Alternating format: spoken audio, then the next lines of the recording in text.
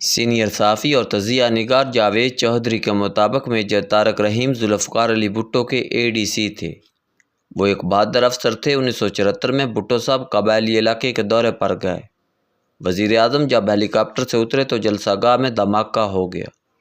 Major Tariq رحیم نے بھٹو صاحب کو دھکا دے کر نیچے گرایا اور خود ان کے اوپر لیٹ گیا۔ وہ خود زخمی ہو گیا جبکہ بھٹو صاحب مکمل طور پر محفوظ رہے۔ بھٹو صاحب نے بعد ازاں جلسے میں میجر طارق رحیم کو سٹیج پر بلایا اور ہزاروں لوگوں کے سامنے اس کی بہادری اور وفاداری کی تعریف کی۔ بھٹو صاحب اس واقعہ کے بعد میجر طارق رحیم کو بہت عزیز رکھنے لگے۔ مارچ 1977 میں الیکشن سے پہلے وزیر اعظم نے میجر طارق رحیم سمیت اپنے تمام ملٹری سٹاف کو بلایا اور اس کو پیشکش کی، میں الیکشن کے بعد ہو سکتا ہے وزیر اعظم نہ رہوں، لہذا اگر تم لوگ کسی اور جگہ ٹرانسفر چاہتے ہو تو میں آج آرڈر کر سکتا ہوں۔ میجر طارق رحیم فارن سروس میں جانا چاہتا تھا۔ بھٹو صاحب اس کی اس خواہش سے واقف تھے، لیکن اس نے جواب دیا، سر ہم اس نازک وقت میں آپ کو چھوڑ کر نہیں جا سکتے۔ اس سفر کے چند دن بعد 5 جولائی 1977 ہو گیا، جنرل ضیاء الحق نے مارشل لگا دیا اور بھٹو صاحب کو گرفتار کر کے مری بھجوا دیا۔ وزیر اعظم کا ملٹری سٹاف ان کے ساتھ تھا۔ چند دن بعد جنرل ضیاء الحق بھٹو صاحب سے ملاقات کے لیے مری گئے۔ ملاقات اچھی ثابت نہیں ہوئی، لیکن اس کے باوجود جنرل ضیاء نے بھٹو صاحب سے پوچھا، سر آپ کا کوئی ایسا کام جو ادھورا رہ گیا ہو، میں وہ مکمل کرنے کے لیے تیار ہوں، یہ میرے لیے اعزاز ہوگا۔ بھٹو صاحب نے تلخی کی اس فیز میں بھی جنرل ضیاء سے درخواست کی، میں نے اپنے ملٹری سٹاف سے ان کی پسندیدہ جگہوں پر پوسٹنگ کا وعدہ کیا تھا، آپ میجر طارق رحیم اور ADC خالد کو فارن سروس میں پوسٹ کر دیں۔ جنرل ضیاء نے فوراً حامی پالی اور اگلے ہی دن دونوں افسروں کو فارن سروس پوسٹ کر دیا۔ ذوالفقار علی بھٹو کی پھانسی کے بعد مرتضیٰ بھٹو نے کابل میں الذوالفقار کی بنیاد رکھی۔ تنظیم کے ایک کارندہ اسلام اللہ ٹیپو نے اپنے ساتھیوں کے ساتھ مارچ 1981 میں PIA کی کراچی سے پشاور جانے والی فلائٹ ہائی جیک کر لی۔ ٹیپو جہاز کو کابل لے گیا۔ میجر طارق رحیم اس وقت ایران کے پاکستانی سفارت خانے میں تعینات تھا۔ اس کے والد کا انتقال ہو گیا اور وہ تدفین کے لیے پاکستان آیا ہوا تھا۔ وہ بدقسمتی سے اسی جہاز میں سوار تھا۔ اسلام ٹیپو نے اسے جنرل رحیم الدین کا بیٹا سمجھ لیا۔ مرتضیٰ بھٹو طارق رحیم کو اچھی طرح جانتا تھا۔ یہ ADC کی حیثیت سے بھٹو صاحب کے تمام بچوں کو پروٹوکول دیتا رہا تھا۔ یہ 70 کلفٹن اور گڑھی خدا بخش میں بھی وزیر اعظم کے ساتھ جاتا تھا، لیکن مرتضیٰ بھٹو اور ان کے بھائی شاہ نواز کے ساتھ اس کے بہت اچھے تعلقات تھے۔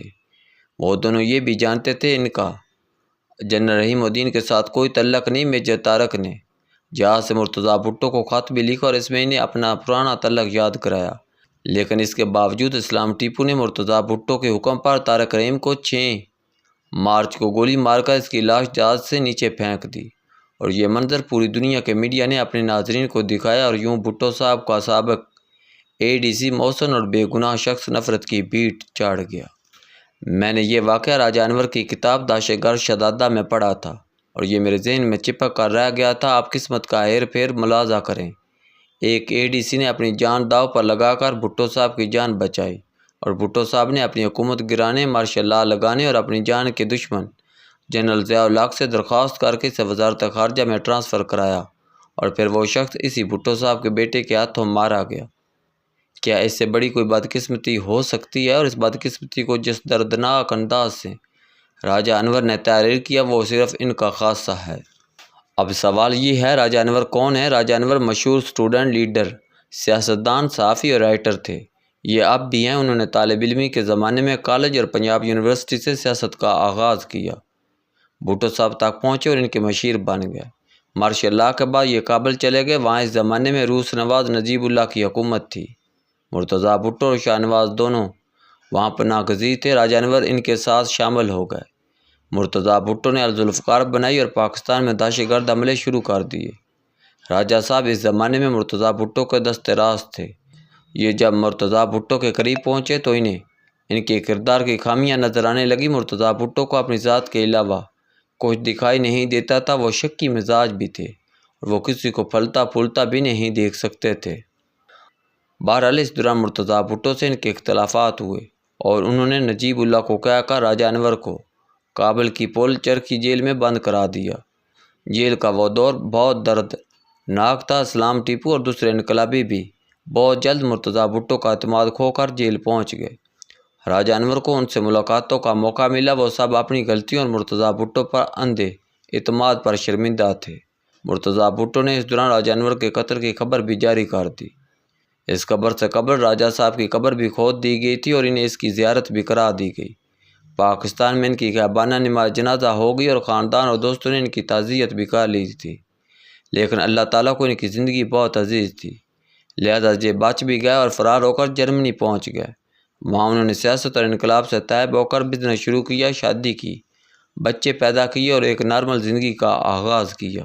یہ 1988 کے بعد پاکستان آئے اور اخبارات میں کالم لکھنا شروع کر دیے اور پورے ملک کو اپنا دیوانہ بنا لیا۔ اس دوران انہوں نے ٹیررسٹ پرنس کے نام سے انگریزی میں کتاب لکھی۔ اس کا بعد ازاں داعش گرد شہزادہ کے نام سے ترجمہ ہوا اور اس کتاب نے ملک میں تہلکہ مچا دیا۔ راجہ صاحب نے اس کے بعد چھوٹی جیل سے بڑی جیل تک قبر کی آغوش اور بن باز کے نام سے بھی کتابیں لکھیں۔ یہ کتابیں بھی کمال تھیں۔ میں نے طالب علمی کے زمانے میں ان کی کتاب جھوٹے روپ کے درشن پڑھی تھی اور ان کی سلاست، روانی اور قادر الکلامی کا دیوانہ ہو گیا تھا۔ اللہ تعالیٰ نے راجہ انور کو مطالعہ، مشاہدے اور زبان کی قدرت دے رکھی ہے۔ یہ جب لکھتے ہیں تو معلومات، دلائل اور مشاہدات کا انبار لگا دیتے ہیں۔ اللہ تعالیٰ نے علم، مطالعہ اور مشاہدہ بہت لوگوں کو دیتا ہے، لیکن ان کے ساتھ ساتھ جذبات اور احساسات کی دولت بہت کم لوگوں کو نصیب ہوتی ہے۔ راجہ صاحب کو قدرت کی طرف سے یہ خوبی بھی ودیعت کی گئی۔ ان کی تحریریں پھیکی نہیں ہوتی، ان میں احساسات اور جذبات کی چاشنی بھی موجود ہوتی ہے اور دھڑکتے تڑپتے ہوئے دل کی دھک دھک بھی۔ ان کی کتابیں بے شمار مرتبہ پڑھ چکا ہوں، آپ یقین کریں یہ ہر بار میرے اوپر پہلے سے زیادہ اثر کرتی ہیں۔ میں نے چند دن قبل چوتھی مرتبہ دہشت گرد شہزادہ پڑھی اور میں نے راجہ انور صاحب کو فون کیا۔ یہ اس وقت برطانیہ میں مقیم ہے، سال میں چند ماہ کے لیے پاکستان آتے ہیں اور پھر برمنگھم چلے جاتے ہیں۔ وہاں انہوں نے 2 مکان خرید رکھے ہیں، ایک میں خود رہتے ہیں اور دوسرا کرائے پر چڑھا رکھا ہے۔ اس مکان کا کرایہ ان کی ضرورت کے لیے کافی ہے، لہذا سارا دن پڑھتے لکھتے رہتے ہیں اور واک کرتے رہتے ہیں۔ چند سال قبل ان کی شوگر ڈراپ ہو گئی، جس کی وجہ سے ان کے دماغ پر سٹروک ہوا اور ان کی یادداشت چلی گئی۔ یہ اب بحال ہو چکی ہے، تاہم انہیں بولنے لکھنے میں دقت ہوتی ہے، لیکن یہ اس کے باوجود ذہنی طور پر چست ہیں۔ پرویز رشید ان کی پیپلز پارٹی کے پرانے دوست ہیں۔